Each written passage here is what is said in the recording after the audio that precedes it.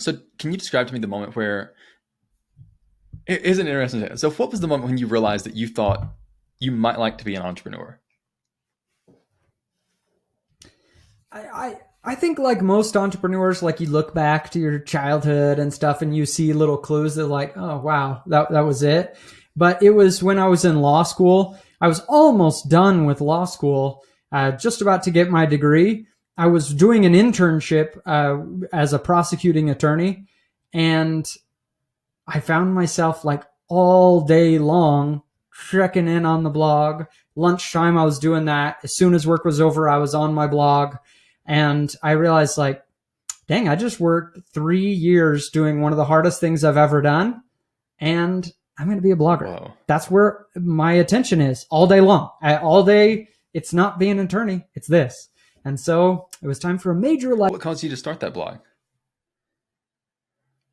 So during law school, I taught like night classes in photography at the local high school, mostly to like retirees in Naples, Florida. And I was just doing it to earn a little extra money for school. And I started the blog because I got sick of like teaching the same things over and over to this class about photography. And I started to notice like, hey, 300 people came to the website today and I only got 15 people in my night class. And so clearly other people are finding this. And so I pretty quickly started writing to just the world at large, and it just grew from there. So you started the blog while you were teaching, and was the blog kind of like an extension of that? Like, there seems to be a demand for me teaching and I really love doing this, so let me put it on the internet. Or how did that work? Yeah, I mean, I would explain what an aperture is to the people in the class, and then 6 weeks later, I'd get a new set of students to take this night class, and I'd have to explain it again. And so I was like, you know what? If I just have some resources on my blog, instead of answering it again, I could just point people over there. And so I was answering specific questions that people were asking, which really, I mean, that's half of SEO. It's finding a specific question that people are typing into Google and then answering it in as helpful way as possible. And so I had listened to lots of podcasts and things like that before, but it really was communicating with my class at first until I started to see those stats pouring in. Nice. And then how did you like learn the skills of SEO while it sounds to me like this was almost like a passion project. Like, I'm doing this because I'm passionate about it, because I love teaching it, and then these students kind of leave. But at what point did you start combining that with like the technical aspects of SEO, say keyword research, or like figuring out your H2? You know, almost immediately. So right before law school, I had a summer where I had no job. We had no money, my wife and I. I mean, we were super, super poor. I mean, super poor. We were living in a hotel. We had just got out of undergrad, waiting for law school to start. And we had like, literally $50 in our bank account. And I had a 30-day-old son. And for me, like as providing for a family, it was super scary. I spent a lot of nights in tears, like worried about providing for my family. And I thought I had planned well the transition from undergrad to law school and how much I needed to save up and stuff. But then somebody sold us a bum car and all of a sudden we were just dead broke. We went to Walmart and went to find the cheapest food that we could buy to last us as long as possible in this hotel. We bought a bag of cold fish sticks because it was on sale. Take it back to the hotel, and we're like, okay, we're going to like ration food until I can find a job here. That sounds horrifying. We look around the hotel and it's like, no microwave. Oh my gosh. And so we're gnawing on buying fish sticks until we're sure they've gone bad for a few days. I look for a job everywhere. It's 2008. There are no jobs to be found. It's the summer in a place where people go to winter. We had nothing. And so I started working at the dollar store. And, every night I was praying and frustrated, like, man, I've got to figure out how to earn some money to just provide for my wife and child. Real quick, how old were you at this point? I'd go to the dollar store, work all... I'm 25. Okay. Gotcha. And so so every night I'm stocking shelves at the dollar store, just bored out of my mind. And so I started listening to podcasts, which were still a fairly new thing there. And I started listening to Pat Flynn and Internet Business Mastery and stuff. And so I had learned this stuff and was like super excited about it, but I didn't do anything with it because I had an immediate need for money until a year later when I started making this blog for my photography class. And as soon as I started to see that traffic, I was like, hey, I know what to do with this. I spent all those nights in the dollar store learning from the best people in the business, getting my mind filled with this. And so I did have some knowledge of how to get started with it and how to turn it into a business, very beginner knowledge, but still something. And so as soon as I saw the opportunity, I was able to pounce on it because of that. Those nights where I thought I wasn't getting my prayers answered and I was super frustrated that I wasn't making progress, but an entire summer of just listening 8 hours a day to the podcasts of everyone that was teaching this stuff online at the time was exactly what I needed to get ahead. Wow. Yeah. And that's one thing that I see over and over in entrepreneur stories is I thought it would take me this long and it ended up taking me so much longer. And I think you're almost an exception to that because it sounds to me like your first project wasn't a complete and total bomb. Like I would say that alone puts you in the vast minority. I think so. I definitely got lucky with a lot of things. It was also the time when you would look down the sidelines of a youth sports game, and every single person had a cheap Canon Rebel, a DSLR that they had no idea how to use. It was just the hot product at the time. It wasn't a very competitive market, SEO wise. And so it was a lot of right place, right time because I made a bazillion mistakes and still was able to get it off the ground. What do you think all those people with the little Canon DSLRs would think of now of our like Samsung Galaxy S20s with AI and like my phone will literally tell me like what like the best place for a shot. Like that's crazy to me. Like I know nothing about photography. Yeah, it absolutely is. The vast majority of people can take a much better picture with their cell phone than they can with the DSLR. Because of that, it's doing the work for you for a lot of just take like a nice picture of little Johnny. Your cell phone is going to do a better job. Now, of course, you can do way, way more if you have a DSLR or a mirrorless camera and you know what you're doing. But that's what really changed things in that market. Eventually, is it makes it kind of idiot proof. That's what. So say you were going back right now, all of your knowledge of, or say you were starting again right now, like, would you start again in the photography niche or would you be too afraid of like the progress that cell phones are making in that area? If I were starting today, I wouldn't do photography. Not that you can't be successful there. You definitely can. And it's still a good market. Like a lot of markets are competitive, but you can still break in. But would I start there? Nah. Nowadays, even a fairly niche topic like tips for photographing a waterfall, man, there will be 15 big photography sites with thousands of articles and tons of links and some real domain authorities who all have articles on that kind of thing. And so you got to be on your game if you're going to succeed, just as general photography advice. If you're doing photography for a blog right now, you better be dang good. You better get into YouTube and podcasts to really build a brand around what you're doing. And you probably also want to take a niche, astrophotography, wedding photography, something like that.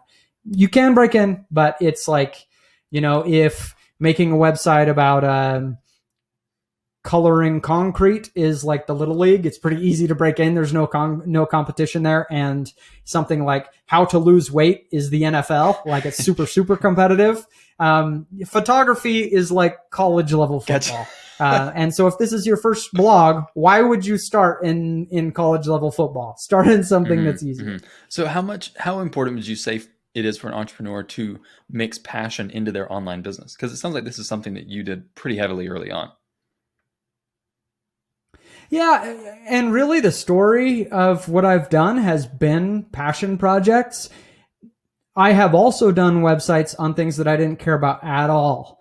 For example, I made a website about soundproofing rooms because I'd Googled some things and I was like, man, there are a lot of products here I could be an affiliate for. There's like no competition. I'm doing this thing.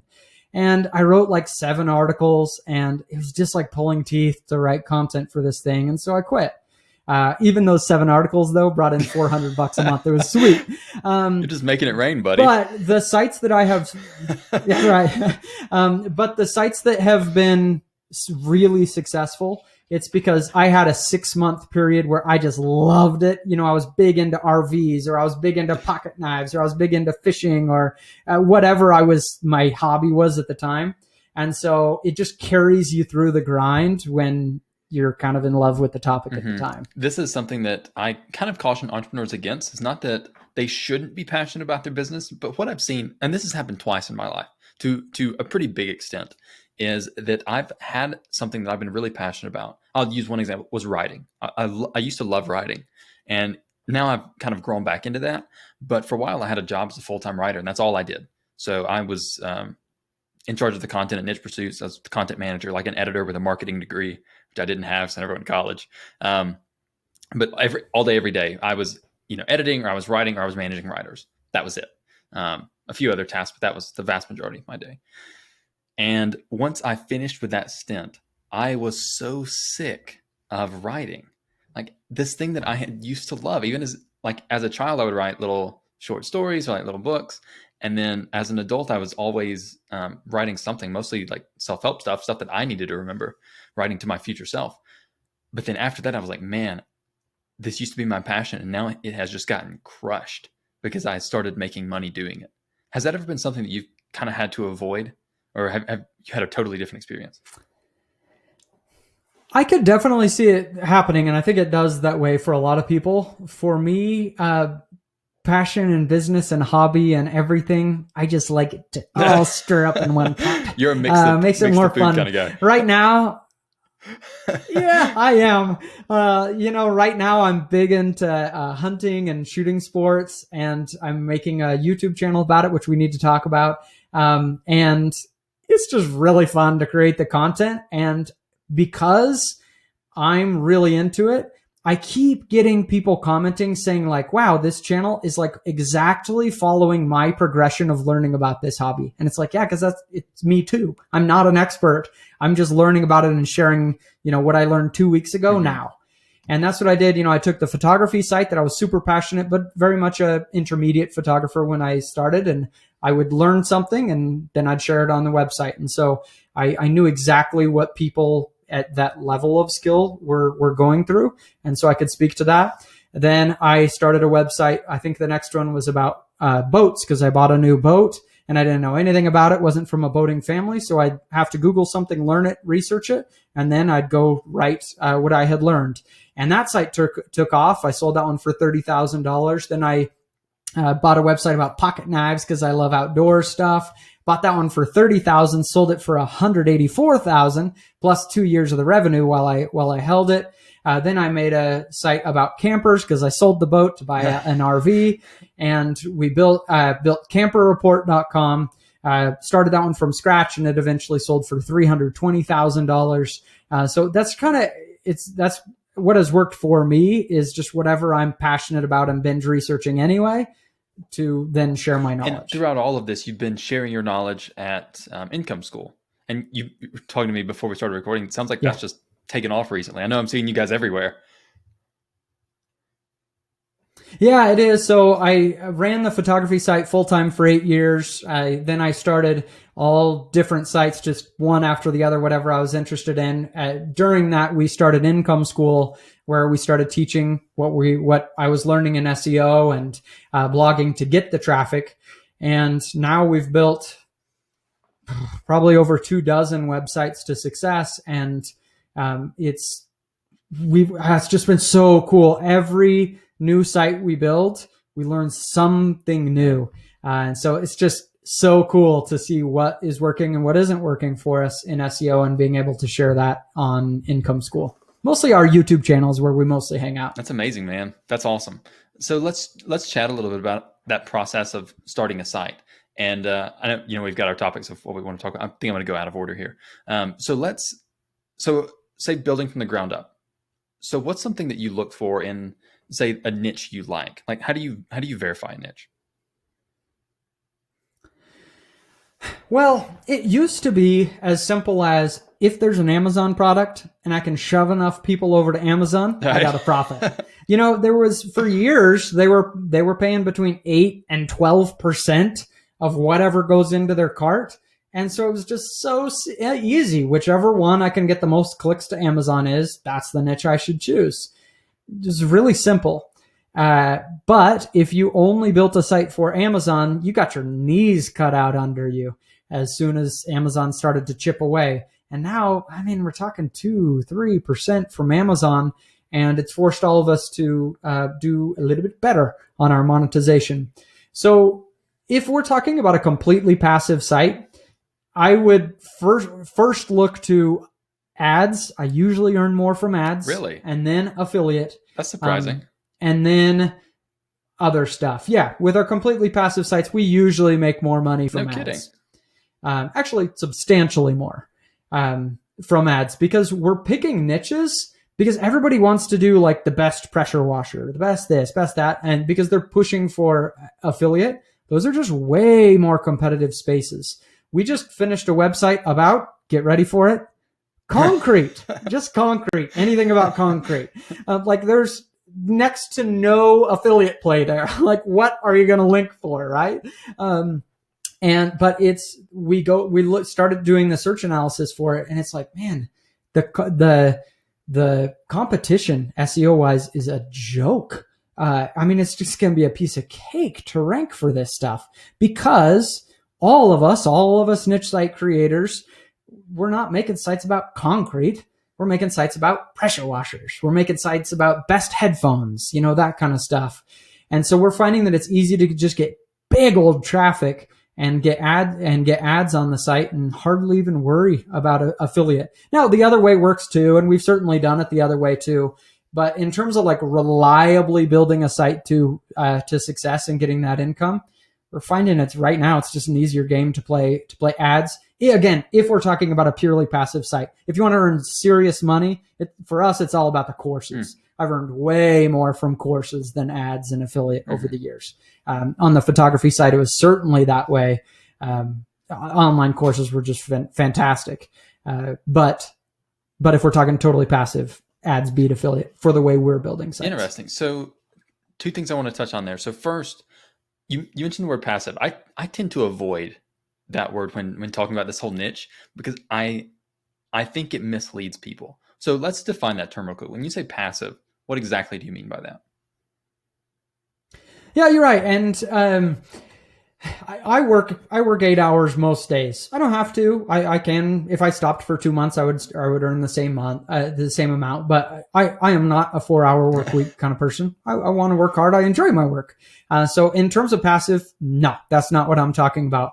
But for example, knifeup.com, that was a knife review website. I owned that site for 3 years. And I literally logged into that website once every 6 months. Wow. It was a lot of work getting the traffic and writing all the articles. After that, I did nothing. I just collected paychecks for years.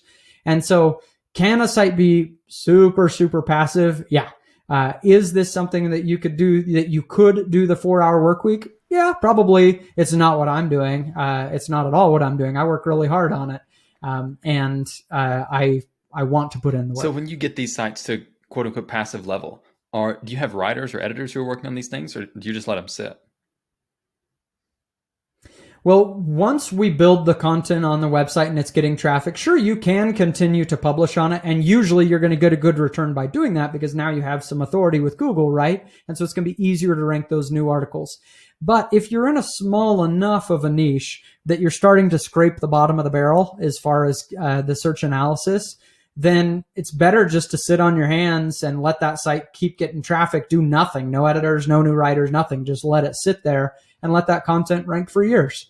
And then, as things start to drop off, go do a little Battleship, go through the content and see if there's anything you need to polish up once a year. But other than that, you can absolutely leave it. Just depends on the niche. If it's photography, it's a huge one. I did write thousands of articles about photography. And so there's really no reason to move to the next niche at that point, because I have domain authority. Why wouldn't I use it? Why would I go start on a brand new site where I'm starting from scratch? But if you're making a site about concrete, maybe we get to 200 articles. And at that point, it's like, come on, we're writing about such a niche thing. It's not going to have the search volume.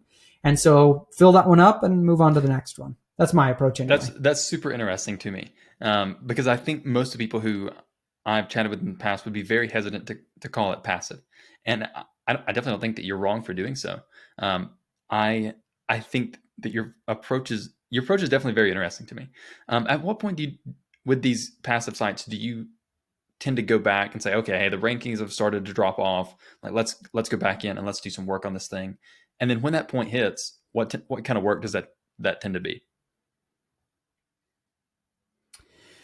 Yeah, so we have a method we call the Battleship Method, just being really strategic about all of your content, where it's ranking, and trying to just hit on those articles where you need to make a change and not touching the squares where nothing's happening, right?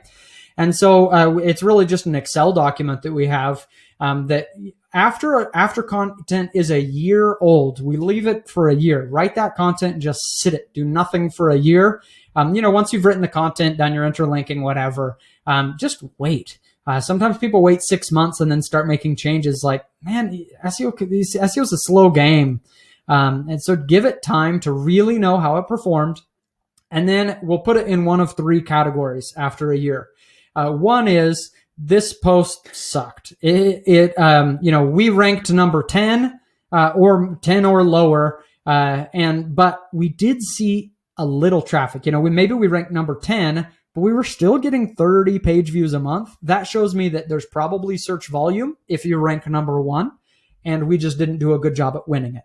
And so if that's the case, we're either going to, do a substantial in-place improvement to that content to try to get it to pop up. Or if we really just miss the boat on that content, we look through and it's like, honestly, this isn't that helpful of a resource for this search query. Then we're going to make a brand new post, totally rewrite it, and we're going to redirect the old one to the new one and start from scratch. Then another is where, we ranked number 1, 2, or 3, but it only brought in 100, 200 page views. At that point, just sit it. Don't touch it. It was too small. Our goal is to get 1,000 page views per post. We don't always hit that by any means. Sometimes we exceed it. Sometimes we way undershoot it. But on average, we want to get 1,000 page views per post for content that's a year old. And so if it's doing 100, 200 page views in a post, it's just not worth messing around. Too small. And then some of them, it's like, we ranked number 4, number 5. We were close. So let's just see what we can do to spice this thing up, see if we can pop that 1,000 page views. Is that per year, per month?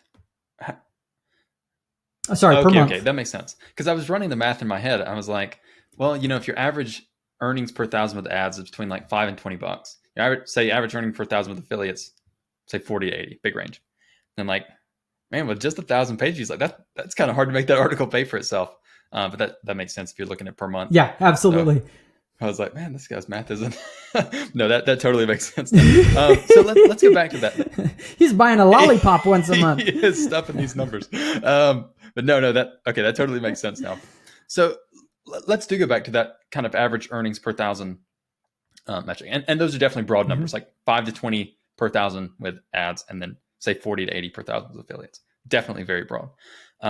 Cool. You mentioned making more money with ads. Were you talking about more money per 1,000? Or were you talking about kind of like the 80-20, like the Pareto principle, like more money with the amount of effort that's expended into that?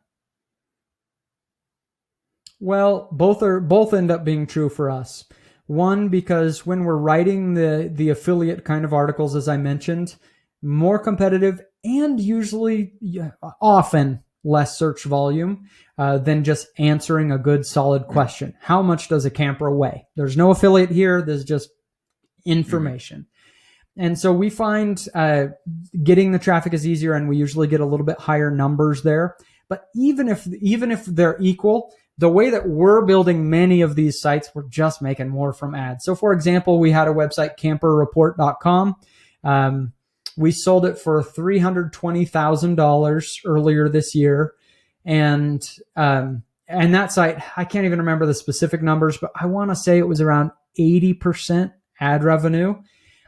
because it was earning, I got to forget my numbers. I want to say it was $28 per 1,000 page views, $28 RPM. That's great. And so if you can find niches that are going to do better on ads, and the reason that one does better on ads is they're people buying an RV. Some RVs are like 200 grand.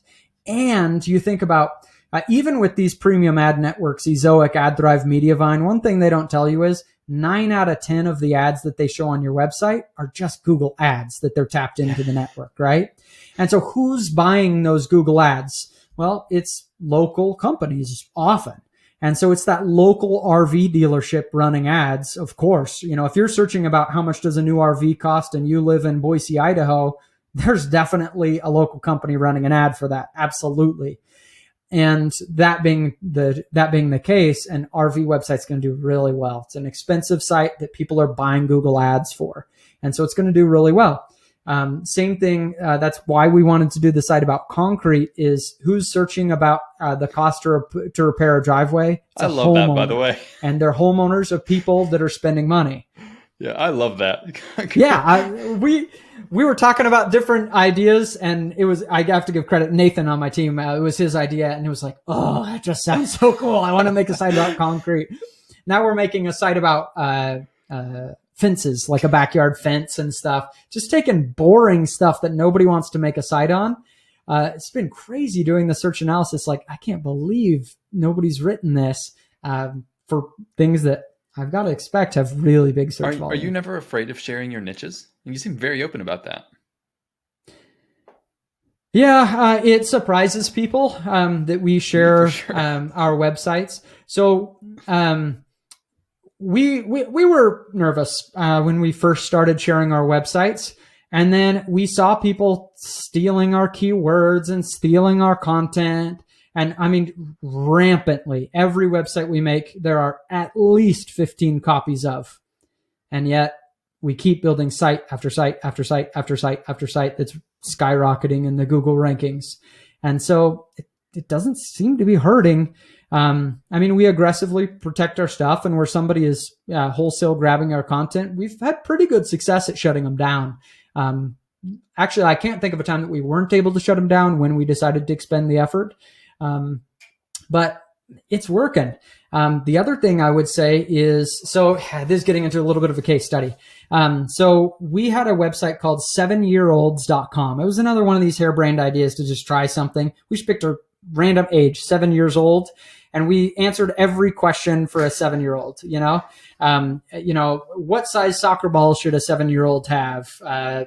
Is it okay if a 7-year-old is growing armpit hair? Should 7-year-olds start liking boys? Just all kinds of stuff, right? And so we were answering, it was all parent queries, which is why we wanted to build it. We're like, hey, parents, they're a little bit more mature, probably have a little bit more money, maybe a better demographic for ads. And the site really just didn't work. I think the reason it didn't work is we were less associated with the particular part of the query that Google was interested in. So there would be a soccer website that would have an article on what's the best size soccer ball. There would be a health website on should 7-year-olds have armpit hair, etc. And so, we were relevant to the 7-year-olds, but we weren't relevant to the soccer ball, to the etc. That's what wasn't what the topic of our site was. So overall, we found it to be an SEO challenge that the site just didn't pick up very well. So we waited a year. Every once in a while, we take a site that we just don't tell anybody. We tell them what we're building and the genre it's in, but not tell them the niche, so that we can prove the concept and then it's not just our audience building up these sites, right? So we were quiet about this one, didn't tell anybody about it. We waited a year. The site just didn't take off. 2,000 page views a month. I mean, it was tiny. And then we went on our YouTube channel and we did a video about how we flopped and we failed on this site, and talked about why we didn't. So what that did is it sent a flood of people from our YouTube channel with 140,000 subscribers over to this channel. And so, of course, we saw this huge spike in 2 days, where the people from our YouTube channel go and visit this website. And then something amazing started happening on day 3 and 4. I mean, across dozens of queries that we were ranked number 10, we shot up to number 1 and number 2. It was shocking. how quickly this site went up. And again, that's for the organic searches now, not the direct traffic that we got from linking over there. After that peak had subsided, it just never went back down to the levels we were at before. And we said, this is incredible, really, because we went back to it and we didn't actually even link to the website from the YouTube video. What we had done in the YouTube videos, we just said the URL and people typed it into their browser to go over there, right? And Google has been talking a lot about no link mentions. And our theory is that's exactly what it is. I mean, they have YouTube. YouTube is, I mean, millions and millions and millions of hours of people just talking about everything in the world. And so when they mention a website, we think it's a major signal to Google and when Google recently has been talking a lot about that they're tracking no link mentions, I think that's code for we're going through YouTube and seeing what's mentioned. Plus just the flood of users over to the website. Google again says they don't use that data. Just people visiting your site suddenly won't make it pop up. So either it's the no link mention or Google's being a little disingenuous about that. But I mean, there was just, you couldn't argue with it. I mean, it was completely dead for over a year. We make that mention and all of a sudden it starts ranking for dozens of terms. There's no way that was a coincidence. Yeah, definitely agreed, especially because it sounds like it was so widespread across the site. Now, if it was just like 1 or 2 pages, you're like, well, you know, whatever. But it sounds like it was, like you said, dozens of pages. So, hey, man, you might be onto something. Yeah, and that wasn't a singular case study. So we actually went back to several people that we had interviewed on the Income School YouTube channel just to like highlight their success with their channel, people that shared their niche sites with us. And I keep saying niche site, their website, their blog, whatever you want to call it. And we asked several of them if they'd share their analytics with us, and many of them saw the same thing. Where yes, it was a spike, but all of a sudden they started ranking for stuff. And so we're really excited about that. We've seen, I mean, 3 or 4 now, I mean, absolutely ironclad case studies where it worked. And so anyway, something we're pretty excited about. Well, you're from incomeschool.com. Capitalizing incomeschool.com. So we're just going to throw that out there. Yeah, right. Yeah. Great. So it sounds to me like your primary method of getting traffic for these sites is SEO. Yeah, it is. I used to spend a ton of time on Facebook, for example. For years, Facebook was the number one contributor to traffic on my site. I built up 600,000 fans on a Facebook page. And then if you've been around the industry, you remember Facebook cuts the rug from under us. And all of a sudden, you know, if you're sharing links, Facebook is just destroying the spread of that post. Then I started spending a ton of time on Pinterest. And it was the same thing. It used to be you could just crush Pinterest. I mean, just crush it. I was getting 3 times the amount of traffic from Pinterest as Google. But over time, the social networks have really chipped away at actually turning that into traffic. By no means is that impossible. I'm not saying it's an invalid strategy. But I mean, over a period of a decade of doing this, I've seen more consistent traffic by working with Google. Now we can argue that Google's making some changes to move the same way as the social networks, but just consistently, it's been the best reliable way to get traffic over time. You know, great, you made a Facebook post that gets you 20,000 paid views, but now you're going to do that for the next 3 years running this website. And so, yes, we do some social, but it's about Google search. Does it ever scare you how much Google is changing its certain things? So you mentioned in particular the keywords you're targeting, info type keywords. Like how much does an RV weigh? Like to me, that sounds very much like a featured snippet type of question. Yeah. So does that ever scare you? And what are you doing to kind of combat that? Well, first of all, I think Google's being super irresponsible with the way that they're presenting featured snippets and giving marginal credit to the site owner. I mean, they're so obviously flexing their monopolistic powers that it's absurd, the lengths to which they've been willing to crush publishers. Having said that, it's the world we live in, and we're starting brand new sites today that are ranking on Google snippets. They're showing the content right on the top. and we're still getting a heck of a lot of traffic from it. So we gotta talk about featured snippets. Yeah, let's do it. There Because it are sounds like even you're killing some these. people right now. There are some people now who are teaching not to get featured snippets because Google will just show your answer right there and that you just want the organic results. I could not disagree more strongly. I could not disagree more strongly with that suggestion. And the reason is, so great, maybe, and I've read several studies on it. Some of them suggest that you might get a better click-through rate if you're on the SERP, but you're not the featured snippet, you're the first organic result after that. But what I've also seen is that over time, looking at those studies, that's getting chipped away as users are getting used to the snippet now being its own result. In fact, the two most recent studies that I've seen on it were showing that had already flip-flopped. You're getting more traffic by being the featured snippet than the organic result number one. So I do think that's changing over time, possibly even has flipped. But even if it were the case that you got more traffic from being organic result one compared to the snippet, you would only do better if you could guarantee that you were going to get organic position one and not four. I mean, can you really do that? Can you really guarantee that every time you're going to be organic position one instead of four? Because if you can't guarantee that, then what you want to do is answer targeting, find a way to write an answer in a way that's going to get picked up as the snippet, and then you get to skip the line. You get to jump everybody and get that first position. So we've been working very hard on answer targeting, on how do we create content in a way that just feeds that AI. I just want to pour gasoline on the AI and they're just like, nom, nom, nom, nom, grab this thing, right? So we have spent, dozens and dozens of hours just analyzing snippets and like, why did Google grab this instead of that, and trying to understand it. And so we kind of devised our method for how we're going to do that. And the results are this. We analyzed, I guess this has been maybe 6 months ago that we did this study. We looked at hundreds of articles that we had written that were anywhere on page one. If we ranked anywhere on page one on this particular site that we had created and done this answer targeting to, 76% of them we had grabbed the featured snippet. Wow. So if we were on page one at all, 76% of the time we'd grab the snippet. Woo! Yeah, baby.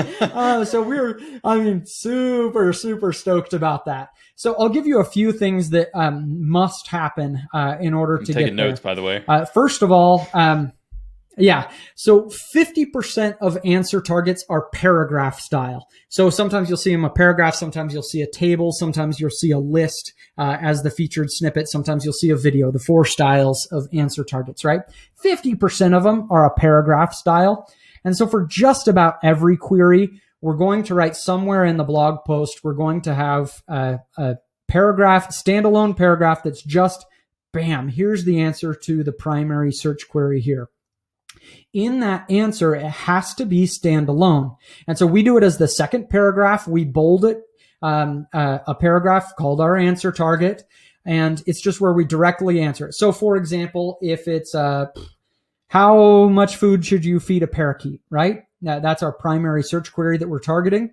I'm going to make the second paragraph, I'm going to bold it, because we did find that we found a higher incidence of content that wasn't normal paragraph text being grabbed as a featured snippet, because Google was trying to find what you wanted to highlight as special content on the page. So we bold ours. And you never want to start it with yes or no. You never want to start, is a parakeet a good family pet? Don't start it with yes or no. And the reason is it depends how they phrase the question. Is it okay to embezzle from my company? No. If somebody rephrases it different, isn't it okay to embezzle from my company? Well, all of a sudden the answer switches, right? And so don't start it with yes or no, because it depends how they phrase the question. It needs to be absolutely standalone. You don't want anything in that paragraph that says, so read on to get more. Google's not going to show that as the featured snippet. It has to be and you want to say things like, you should feed, or a parakeet should be fed this, instead of just saying 3 to 12 ounces is the amount that you should feed them. It has to be standalone, like you're including the topic in there. Is that making sense? Yeah, so it has to be standalone in there. And then for the paragraph style snippet, we're shortening this to under 300 characters. We've seen up to 350 characters. I can't remember the percentage though, but you have a much higher percentage chance of being grabbed if your paragraph style answer target is 300 characters, not words, 300 characters. And so that's the first one. That's a paragraph style answer target. That we're doing some specific stuff in there that's really working. But then there's, tables, what we're doing there, and video style, etc. But making some pretty small tweaks to how we're creating the content to just feed them an answer target has been it's been the biggest win we've had in the last 2 years as far as SEO. We're just taking small sites. If we can get to page 1, but then we win the answer target, we're just jumping the line. Man, that's a gold mine right there. I was literally taking notes. In fact, I turned on. You asked me a question a second ago, and my mic was off because I was typing. I was like, I don't want him to hear me typing. Dude. So what's your motivation for giving this away for free? Like, I know you have courses. How do you decide this is what we put in the course and this is what we give away for free? Well, we have hundreds of hours of content in our courses. We just talked about one style answer target. There are lots more. It's a long process, and so we give tons of tips away as much as we can on YouTube. But in the end, a big ship can sink from a pretty small hole.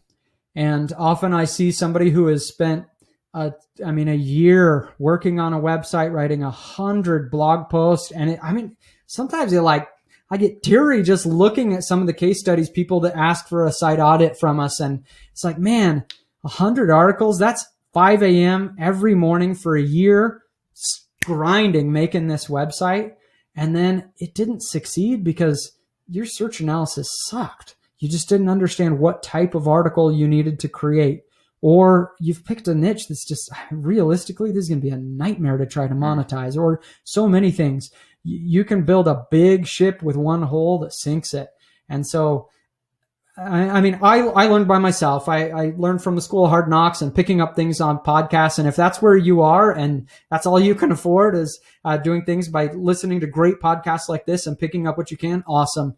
But I absolutely guarantee you will have a much higher percentage chance of your business succeeding if you're learning that in a structured way. And that's what we can provide in a course. But if that's just not in the cards for you, it's expensive to invest in something like that, and this is all you can do, then I want to help you, or we can still be friends. So that's why we're trying to share what we can. I think one of the big values of courses is that it restricts information. So I think in particular, it's so easy to just get overwhelmed with the amount of information out there. And especially for a beginner to figure out, man, what is true here and what is not true? Like, it seems like these guys have got two contradictory facts. Like, they'll listen to what you just said about featured snippets and about how it's better to get the featured snippet now than, say, the first non-snippet result. And then they'll see a study that's 3 years old and not realize that it's way out of date, where it's like, oh no, that's what people are arguing, that you don't want to get snippets based off of. So it's like, oh man, now what do I do? So I definitely think a course is an excellent way to say, look, let's strip away all the stuff you don't need. And let's take away the ability to just like, I'm going to lose my PG rating here. It's like mentally masturbate on this. Like, let's take that away and provide a clear-cut path. And it sounds like your approach is just flat out data driven, which is the most interesting thing from my end.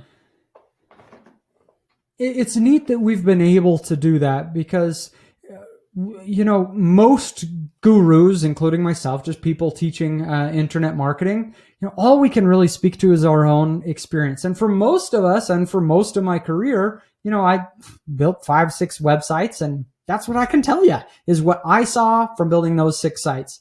But that's only in a few niches. And some of them are, I built that photography site more than a decade ago, right? That's yesterday's SEO.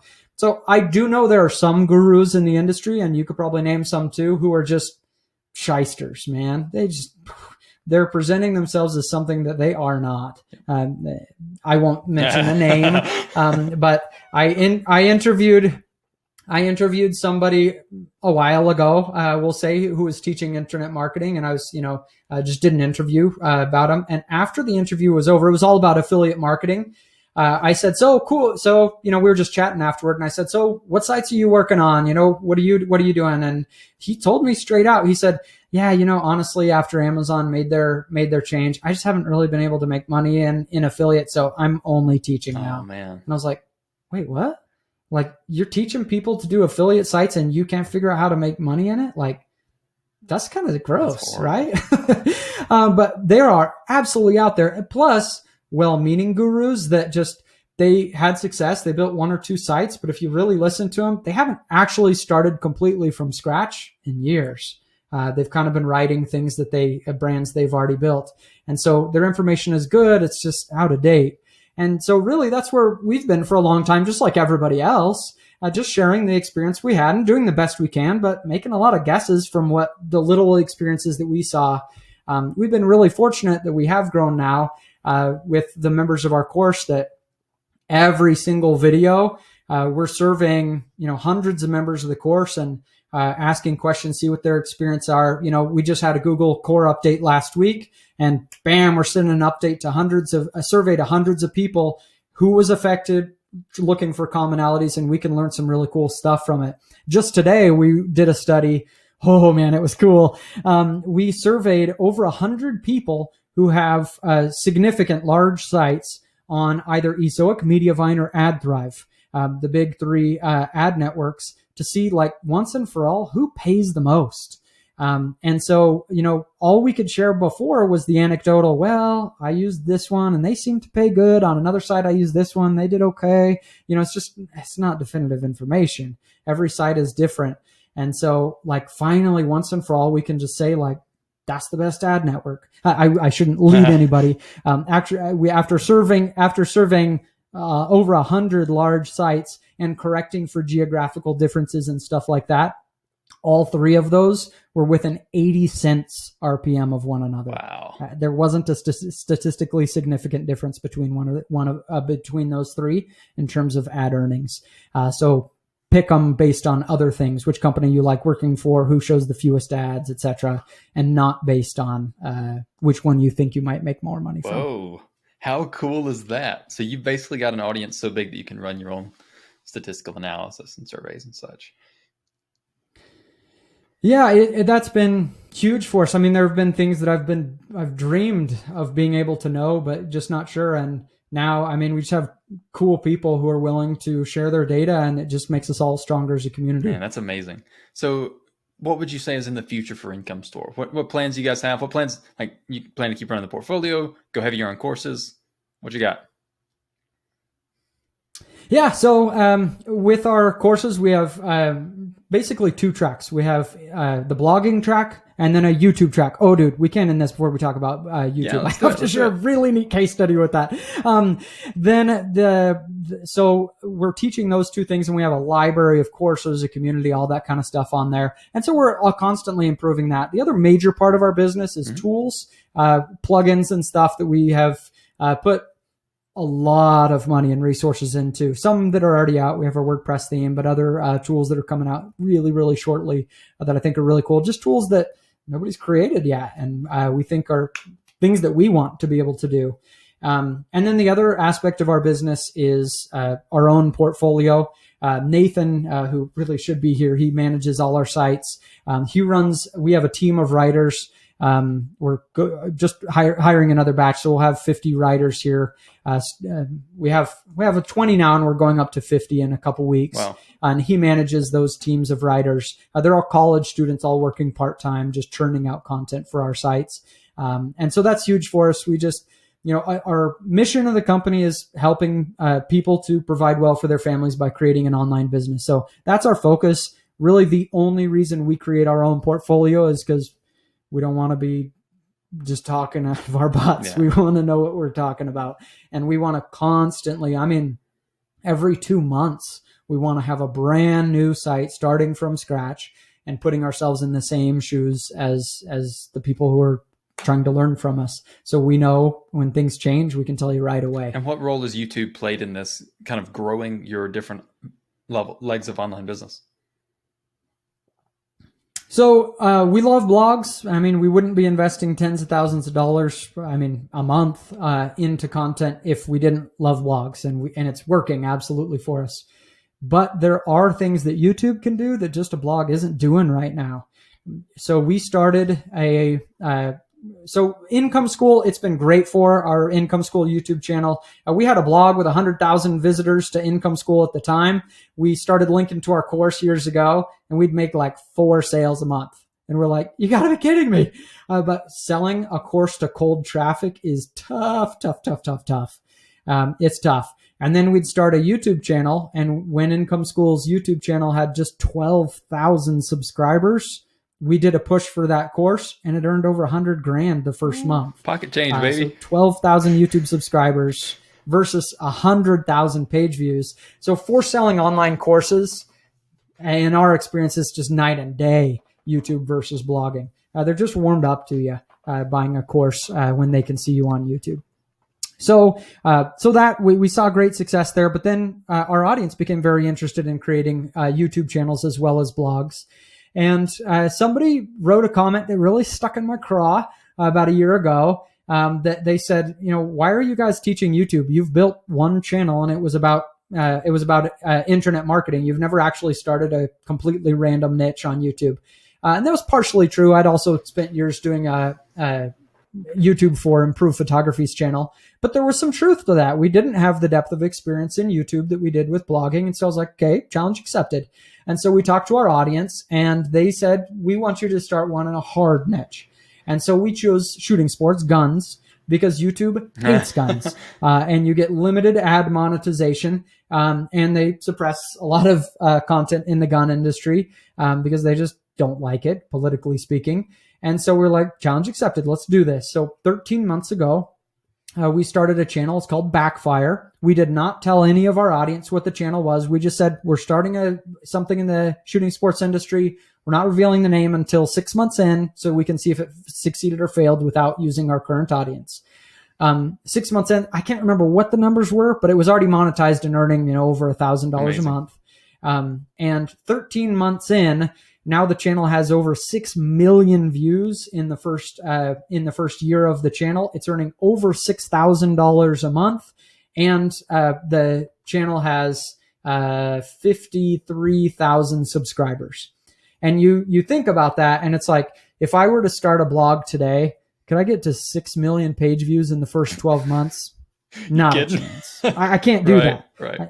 I've been doing this for years, and I do not accept that challenge. I can't do that. But on YouTube, you can. And I don't mean to make it seem easy. I also have a lot of experience making videos, and have been doing this for a long time. So if somebody is starting out brand new, don't expect the same result. Maybe you'll be better than me, but I also have a lot of experience. Maybe I could do a little bit better. But we are seeing quicker growth and a better way to push online courses and products through YouTube compared to blogging. Mm-hmm. However, YouTube is not passive nearly at all. I mean, you don't want to take even 2 weeks off on a YouTube channel. You got to be there every week. Now, you can batch the content and have it go out, so it's not like you're on a treadmill, but it's way more active, and it's a big commitment of time to record, edit, the content and get it scheduled. So it's not the Shangri-La. It's not that it's, better than blogging, but it is an amazing opportunity. I mean, to think that people holding a cell phone in front of their face are being handed out primetime TV-sized audiences, that's crazy. That's absolutely crazy. So what's your process for figuring out what topics are worth talking about on YouTube? Like, is there keyword research involved, or do you just go by feel? Like, this could be sensational?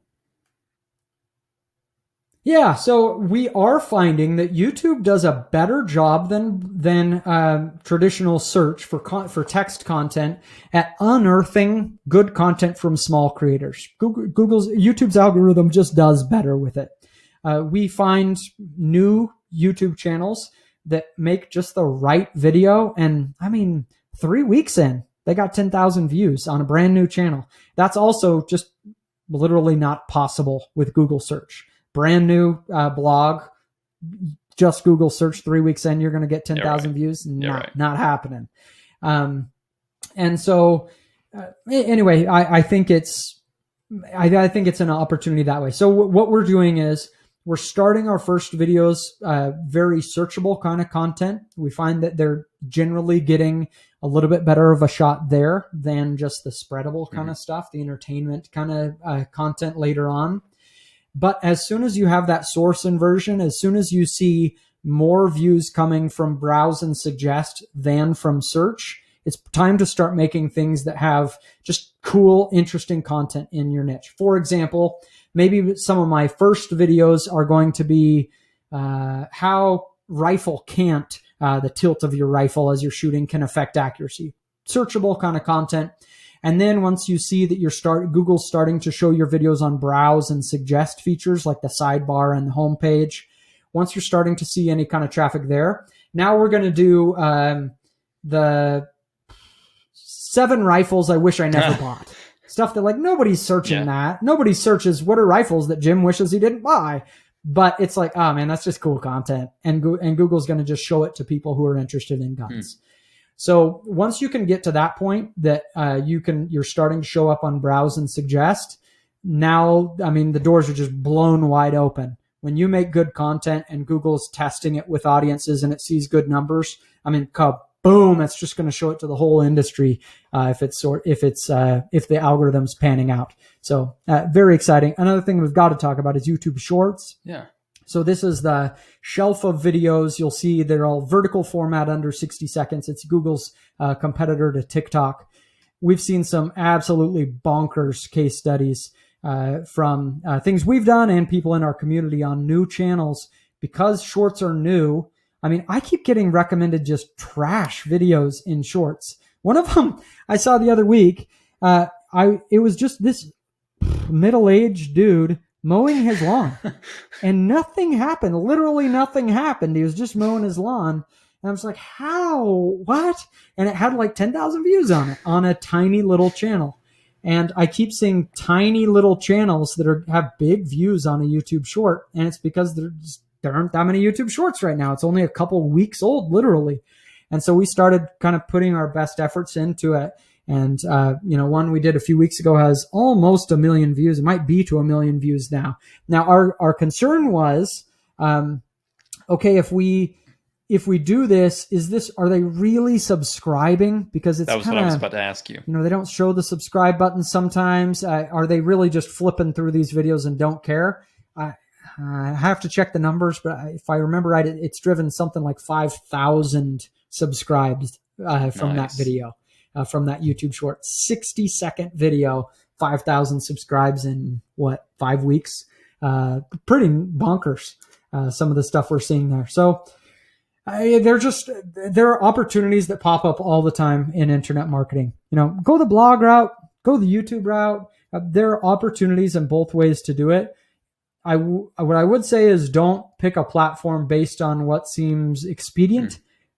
Pick something on what you think you can create your best content on. If you're just super awkward in front of a camera, yeah, maybe you can learn how to do it, but maybe it's going to be a hard 6-month road to get to just be yourself and be normal on camera and just be your own self, something that people want to watch. Likewise, some of you just probably shouldn't start a blog. Just writing is really tough for you. You just can't express yourself clearly and give people helpful content. Then don't start a podcast or start a YouTube channel, etc. There's a success path for all of us. I've tried Amazon FBA and I sucked at it. I was terrible. And so I'm going to go on a path that I'm better at. But there's something for all of us. So a quick question about YouTube. Do you start monetizing that channel as soon as possible, say with ads? Or do you find that waiting? Yeah. You do. Okay. So you don't feel like waiting has any... Yeah. Monetizing as soon as possible. No, and I don't know how it really impacts the algorithm if you're monetized or not. Perhaps not at all now that Google's showing ads on unmonetized channel and just keeping all the revenue for themselves right now. So I don't know if it impacts anything, but we've actually seen pretty good income from YouTube ads if you're in, attracting in informational channels. Entertainment channels, oh man, some of them are next to nothing from YouTube ads. I mentioned that $6,000 a month from Backfire. That's 100% YouTube ads. I think it earned $6,200 last month, all from YouTube ads. And why have we not done affiliate and courses? Because we got a company to run. We're running like a dozen other sites, plus teaching the course and everything else. It's a side project trying to prove the methods and prove out what we're doing. And so we can only do a couple hours for it. It's like driving me nuts that we haven't capitalized on better monetization. I really feel like any YouTube channel, if YouTube ads is your number one income source, you're leaving a ton of money on the table. And so we definitely are not monetized well on that channel, but still, $6,200 a month for most people, that's a full-time income. And this was a very much side project that we did. That's amazing. That's amazing. So I'm very interested in the YouTube game. That's a game that I'm kind of getting into right now. So I've actually, are you okay on time, or do you need to get out? Okay. I got a week for you, man. Let's chat. Okay, let's chat about some YouTube then. So do you have any other? So is your main growth strategy when doing YouTube, when you're starting YouTube in particular, just to publish content, or do you do other things as well, like commenting on other like making stuff up, commenting on other channels, or guest posting, or anything like that? So all of it could have value, promoting your channel. What we find is time ROI. We're better just to create the content, put it out there. Google is one of the most powerful companies in the world. They have thousands of the smartest engineers that money can hire. And all they work on is find the best video to put in front of this person so that they stay on YouTube and keep watching ads, right? That's all that those engineers, thousands of the smartest engineers, that's their job, right? And so I'm like, man, if that's the case, I'm just gonna make the best content I can and let Google do its job. And we keep constantly, that's what we're teaching is just don't do any promotion. Just put your content out on a new channel. Google absolutely knows it's there and it will do its job to test it. If you're making amazing content, maybe they miss one or two videos before they grab you, but you will succeed. They are giving new videos a shot on new channels. Is there like a... And so... I'm sorry. Well, I'm sorry. So if your channel is not succeeding... this is a hard reality for people, but I hope it's encouraging for us to recognize, like, if we have confidence that Google is doing its job, it means if your channel's languishing, it's something in you that's missing. There's something about your content that just isn't doing well with the customers. The customers just aren't liking it that much. Maybe a tiny group is really loving it, but as every time Google tries to test it at a wider audience, it caves. And so it's not working. And so I've definitely seen people who have spent a year on YouTube pumping out those videos. And I look at them, it's like, it's reasonably good, but it's just not subscribable. I'm just not excited about this channel. And again, it's a big ship with a small hole that it's just not quite there. And so if your channel isn't there, look in the mirror and say, all right, I need to improve as a creator. Instead of looking for what in my technique needs to change, do I need a link? Do I need a this? Do I need a that? Say, what about me can I improve? Because if your videos are crazy good, you just work on you and you becoming a better creator for enough time, you're absolutely Google's gonna do its job and bring your videos in front of a good audience. What are some of those things that you see in YouTube channels that you think, like, there's just something missing here? And I think another way to ask this question would be, like, how much of the bells and whistles are a necessity to rank well on YouTube? I think very little. I see a lot of channels with very little glitz and polish and glam, recorded on a cell phone. Beckler is who I'm thinking of when you say that. Okay. Oh, he's the guy that never blinks. He's the guy that never blinks. That's right. That's right. And he'll do these like hour-long videos without edits. He's cool. I don't know how he does it. Uh-huh. Yeah, I think he's great. I've seen his channel. So if you, it's about having the non-obvious information on your channel. So what I keep seeing people that submitting their channels to me, that's just like, man, I'm frustrated, not sure what to do. I mean, without fail, I start watching the videos and I watch 2 or 3 minutes in and they spend the first 45 seconds of the video basically recapping what the title already told you. The video's called how to score more goals in hockey. And they start the video by saying, hey guys, today I want to tell you how to score more goals in hockey. I know you want to do really great on your team and make those goals. And so today I'm going to teach you how to score more goals. It's like 45 minutes saying the same thing that you already knew you were clicking on when you clicked the video. And then after the recapping the title, they spend the next 30 seconds asking for a like and subscribe, which why? You haven't given me any value. And then they start giving the tips. We're finally into the content. And the first tip is practice, practice, practice. And it's like, oh gosh, it's just obvious high level kind of content. That's just like, oh man, it's just not the goods. What people want to see is like, you want to score more goals in hockey?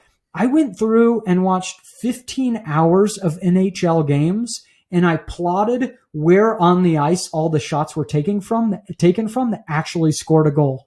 Here's the map. And all of a sudden everybody's like, whoa, that's cool, right? It's non-obvious information. And so I feel like for informational channels, which is all I do, my life is not interesting enough to like be one of these vlog your family kind of, I'm boring. So for informational channels, I feel like the key to YouTube is being a good learner, a good researcher. What could you do to like, I feel like once you kind of have these skills, I know nothing about hockey, by the way. I bet I could make a pretty sweet video about how to score more goals in hockey, because I would do that kind of stuff. I would go look at the goals and I'd plot from where they're taking. And then I'm like, I wonder how fast NHL player hits the puck compared to, city league player, and that where it's like just being a journalist. A journalist is going to create great content that goes out on big publications, but they don't know necessarily much about it. But they go find the cool information and then present that to you.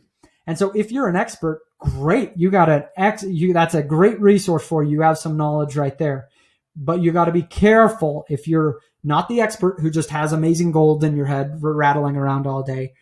If you're not the expert and you're, beginner, intermediate, anything else, hobbyist, then the problem is you're going to share information that's fairly obvious. Practice, practice, practice, instead of going and researching out the gold. One more specific example to kind of send this home, hopefully. So let's say I'm writing a blog post or a YouTube video, and it's on running a marathon, tips for running your first marathon. So a beginning blogger, a beginning YouTuber, the kind of content you're going to share is, drink enough water, pace yourself, practice. They're these kind of tips that's just like, oh, come on, man. You don't have to have run a marathon to give that kind of tip. It's just not the cool, non-obvious kind of stuff.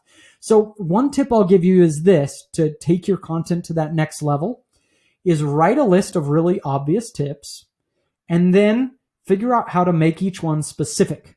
So instead of saying drink enough water, now, I'm positive you could go on Google Scholar and find a white paper that somebody has done about how much water elite marathoners drink, right? And then instead of saying drink enough water, stay hydrated, say like an average elite marathoner drinks 1.2 liters of water per marathon, and they drink it at these spots. So you've taken an obvious tip, stay hydrated, and you've turned it into something really cool. And if every tip you're giving is something non-obvious, unique, cool, people are not going to dare get off your YouTube video. They know you have the gold. And so get specific and take it past the obvious information. That's the number one thing I see from new YouTubers is they're just kind of parroting stuff instead of the goods. Oh man, great tips.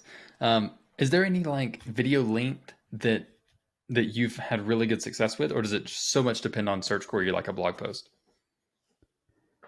I would have said a year ago that videos in the 8 to 12 minute range were where we were seeing the best result. We've also now done some long webinars over an hour that absolutely crushed it. Crushed it on YouTube with tons of views, not just by view duration, but by overall views, just crushed it. We've also made YouTube shorts under 60 seconds that, as I mentioned, got huge views. And so YouTube is doing a dang good job of making videos of any length be able to succeed. But I will give you a cool nugget of something, a non-obvious hack that we have seen work exceptionally well on YouTube that I don't see anybody else talking about. It's very much, what a lot of bloggers would do, a hub and spoke or a wagon wheel approach. So here's specifically how we're doing it. So we bought 5 different rifles on the Backfire channel. This is when the channel was basically brand new, had very, very few subscribers. Bought 5 rifles, and we did a individual review of each rifle just as a standalone review. And then at the end of each review, we said, hey, but even though this is a great rifle, I frankly don't know if it's the best one under $350, if this is the one you should buy. So we're actually doing a roundup on July 10th where we're going to compare all 5 of these rifles. If you're watching this in the future, just go ahead and click on it. But on July 10th, we're going to post our roundup of just saying which is the best rifle under $350. And then what you have is you have all 5 of these individual reviews that push you to this one hub comparison review. And so what does it do? It says when somebody searches Ruger American review, think about YouTube's algorithm. They care about session duration. They want you to watch one video and then get hooked and start binge watching more videos. So you watch that Ruger American review and then you immediately go to the big comparison. YouTube says, man, if I send them to this Bob's Ruger American review, they watch it and they're gone. If I send them to Jim's Ruger American review, they immediately go watch another 20-minute video right after that. They must have loved that video. And so all 5 of those are like the spokes pulling you into the hub video, which makes that one video for the very high competitiveness term, the best rifle under 350, makes it shoot up because a ton of people go to that thing. And then it works in reverse. Now we have a very high traffic video, the best rifle under $350. And you say, for more details of all the specific specs on this rifle, go to my specific Ruger American review. And so it doesn't matter where they enter your brand. They watch at least 2 videos, and you have a little hub of videos, because that's a big problem for a new channel. They have one video that takes off, but nobody subscribes on the first video. They watch 2 or 3, and then they're like, all right, I like this channel, and then they subscribe. And so if you get one that takes off, but you don't have a series of content around it for Google to suggest to these people, you just don't get their hooks in them and they don't turn into subscribers.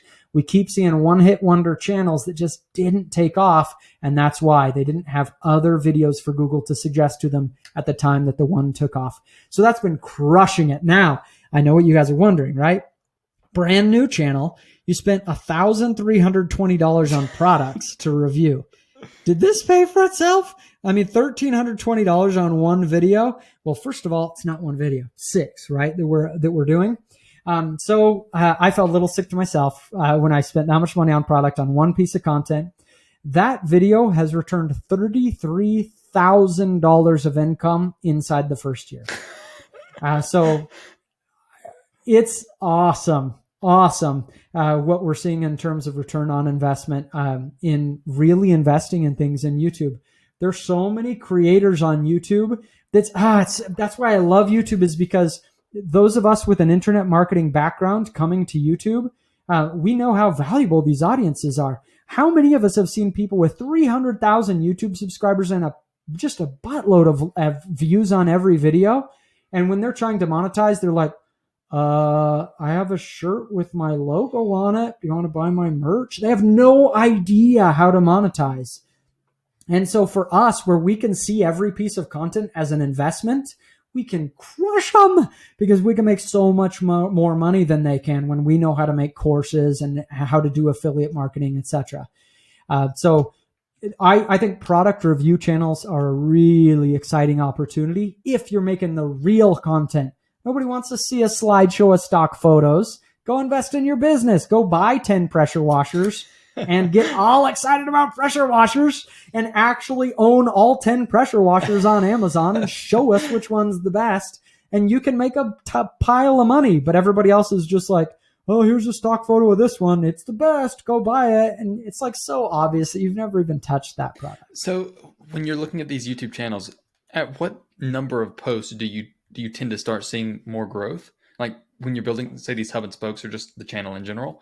And then you mentioned that YouTube's not a great platform for taking weeks off. So what is the publishing frequency that you find that you found most helpful? Every 7 days is a great staple. I'd recommend going 2 videos a week as you're starting, because you really need that batch of content so Google has things to suggest, and so that you can improve your skill as a creator more quickly. You don't want to just have 52 shots a year. Let's take 104, right? So start with 2 videos a week. As soon as you know you can create better content by slowing down, then great. Go to once every 7 days.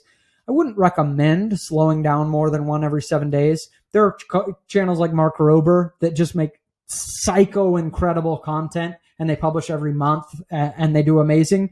But we've seen it really hurt our stats. When you take a few weeks off and then we make that next video, it just doesn't get the push that they normally do. And I've heard Google engineers say that 7 days is a good frequency for many channels to publish in. Now, how long will it take to take off? If you're firing on all cylinders and you're a good content creator making the right kind of content, I mean, you could see success in your first few videos where you're starting to get a few thousand views on them. But I mean, make no mistake, there are many, many YouTubers who go at this for two solid years and just don't see the push. And so when it happens, don't be prideful about it. Accept that there's something about what you're presenting that just isn't resonating with the market, and you need to change you. I'll give a specific example with me. Ricky and I created a YouTube channel called Margin about personal finance, and it was a flop. Didn't do very well. We got 2,000 subscribers, and we were getting a couple thousand views each video, but it just wasn't resonating the way that our other videos were in other niches. And so I have to accept that there's something, a way that I was presenting in that niche that just, I wasn't doing my best. It wasn't what the audience wanted to see. And so, I wasn't there. And so don't fight the algorithm. Don't, it's an algorithm. It's math. It literally cannot be prejudiced against you. And so if things aren't happening, let's accept that we can get better. That's excellent advice, I think, for all realms of business. I am about to have to go. I'm about to go to the gym with my family. So, man, let me ask you some rapid fire questions. Cool. But overall, I think this has been probably one of my favorite interviews. So just some rapid fire stuff. So what's one tool that you cannot live without in your online business? ClickUp is what I'd probably say. We use that for our content calendar and to do with our employees to get things done. We got way more organized, and we lost fewer good ideas when we moved out of just random notes everywhere and put it in one centralized place. When you get out of the shower, got a content idea, it just always goes in ClickUp. It's been great. What does ClickUp do? It's a to-do list. It's a content calendar. It's a task manager for a team or for yourself. There's a free version, and then you can pay $15 a month to get some special features. Sweet, man. That's awesome. I'll have to look into that. Next question. So what is one book or resource that you recommend most to other people? Is it super sad if I recommend my own book? No, definitely not. Is that like totally cringy? Definitely not. It's pretty cringy. All right, I'm sorry, guys. This is a little cringy. It's called Work Energy. It's cheap. In fact, I just reduced the price this last week because I literally don't care how much money it makes. I really feel passionate about what's in there. It's about how to find work you love, how to be a great content creator and succeed as an entrepreneur, and find what you're good at. I really put all of myself in there. I shared a lot of maybe TMI stuff in there about myself and the struggles I've had in my business, and successes and major failures. I'm proud of what I created, but I'm sure it's not the world's best book. But so I'm sorry for the cringe, guys, but it's worth it. It's got over 4.5 stars on Amazon. I just looked it up and bought it. So it has my official recommendation now. Cool. I just bought it while you were chatting about it. It's also on Audible if you like audiobooks. I'm an audio Did you guy. read it yourself? Dude, that's the best when authors do that. I love that. I love it. I love audiobooks. So are you a big Audible guy? Oh, I am. I read so many books. Me on too, Audible. man. It's amazing. It's like so my dad's not a reader, and I try and get him into Audible. It's just like so easy to just like crush some books. You can be working out, you can be doing anything. I love Audible. I'm a huge Audible fan, so that's awesome. Oh, here we go. What's one unnecessary expense you've cut this year? I always love this question, man. It makes people uncomfortable. Like,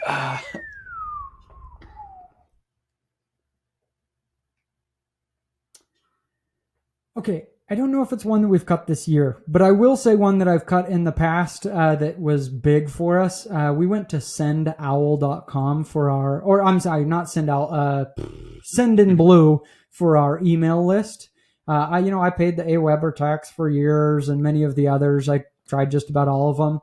Sendinblue is cheap comparatively. And if you look at the feature set, like actually make a pros and cons list of what you're paying for on the other platforms and then go look at Sendinblue, it has the features and it's way, way cheaper.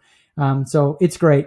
Full disclosure, we're actually not using Sendinblue right now because we needed one very specific feature to integrate with another service on Income School. We have a very complicated setup in the development team and stuff. We had to do some things, but man, if I were building just about any site, Sendinblue has been great for email. Awesome. List. And then what's the most successful strategy that you guys have done this year? It's answer targeting. It's writing the specific content to rank in featured snippets.